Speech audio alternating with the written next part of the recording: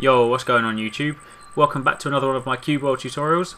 So someone put a question up yesterday saying, could I do a video on weapon customization right from the start, which is gathering ores through to smelting them, customizing them, and then obviously explaining what the customization does itself. So, let's jump straight to it.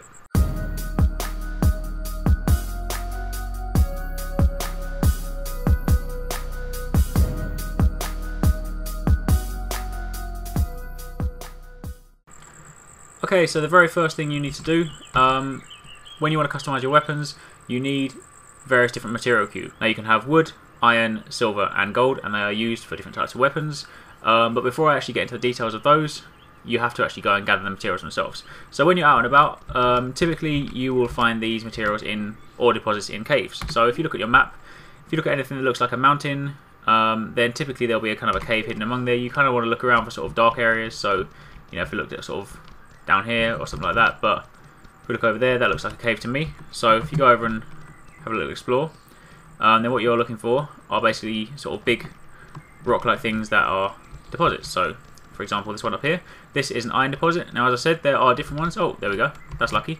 There are different ones. There is an iron deposit, there's a gold deposit, and there is a silver deposit. If you want to get wood, you have to get that from a bush. You basically destroy the bush and it drops wood logs. But for the purpose of this, we're going to go through the main ores. So yeah, when you see the ore deposit, you basically just attack it with your sword, then it drops them, and then you can go and take them back to town.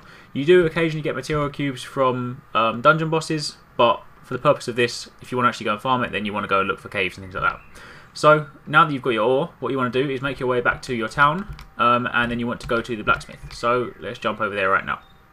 So once you return to town, what you want to do is head over to the blacksmith, which is denoted by the icon there. And basically what you're looking for, there are two things. There is the furnace and there is your customization bench. So what we do is, in order to convert the ores that we just collected into a usable item, you go over to the furnace and then you press R and you scroll down near in your recipe list and you look for different things. So for example, we collected some iron, so press that and it turns it into an iron cube. Same with gold, same with silver, you know, same thing. And then now if I go to my inventory, you'll see that I now have silver cubes, gold cubes, iron cubes, as well as silver nugget and gold nuggets. So the nuggets need to be turned into cubes before you can use them, but that is pretty much it.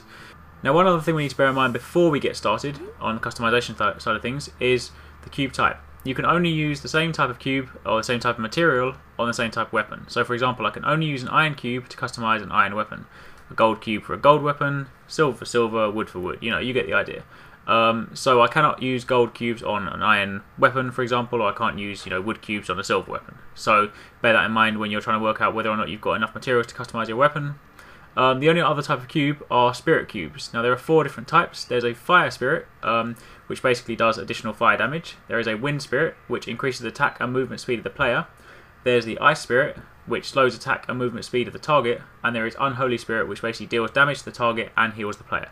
So those 4 different spirit cubes can be applied to any weapon, provided you have a spirit cube that is kind of within a similar kind of power level for your weapon. So for example, you can't put a really powerful spirit cube on a really low level weapon, and you can't put a really low level spirit cube on a really powerful weapon.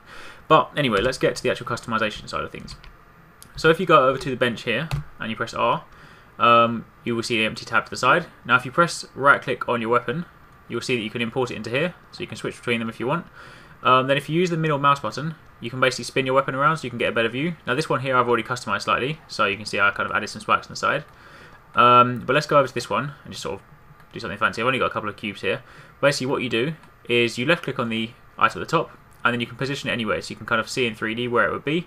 So I'm just going to kind of like lengthen this out so it makes it kind of like a nice long dagger. And then put the other one here. Now for example, if there's a cube you don't like, then you can right click on it and then you can basically drag it off, but then when you put it back on, it's there. Now bear in mind that what you want to do, if you do drag a cube off, you can't drag it off and then kind of put it back in your inventory. If you drag a cube off, then you basically do destroy it, so you know, bear that in mind when you do take them off. Now the other thing about customizing your weapons is obviously it's not just to make them look nice, it does actually have a purpose.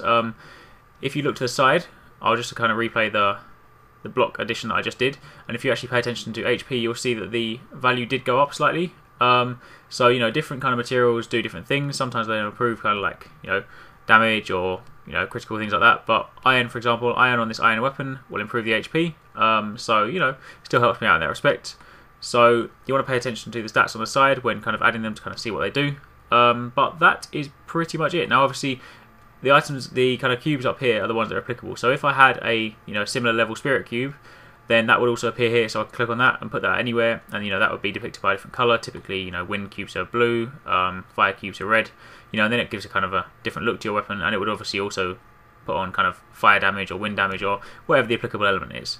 But yeah, that's pretty much it. So kind of just to summarize, obviously if I take my weapons out now and look closely, you can see there's the one that I did before, and there's this one which is slightly longer now. So you could actually kind of lengthen it out, so you've got quite a long dagger. There is a restriction on how many blocks you can add, so you can't just add them indefinitely. I think it's somewhere between 16 and 32. You can only add a certain number of blocks to your weapon, and then obviously you kind of like need to move on to your next one.